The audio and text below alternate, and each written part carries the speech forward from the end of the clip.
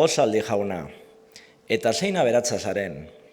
Nora ditu berorren antzinako zilar eta urrea zeroskien apaindurak? Nora da harako buru harro eta gaiendua? Non da orduko mardotasuna? Nora ies egin dute berorren mami galantak? Etorkizunari begiratu gabe, zu izan zinen bai, eta ez besterik, eskatu zenidana baztertzea eta geldi egotea. Igaro behar zenuten bidea edukitzeko zuretzat bakarrik. Zu, nekepean ni ikusita, errukitzen ez zinena. Goiak beheratu dira. Orain nago ni jabe onarekin zahartza on batean. Belarra hemen jaten. Guzti hau bizkortuta. Ondotxo janda.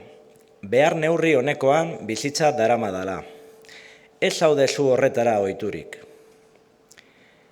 Ipuin honek irakasten die aberats eta handikiei, ez abegor txarrik egitea.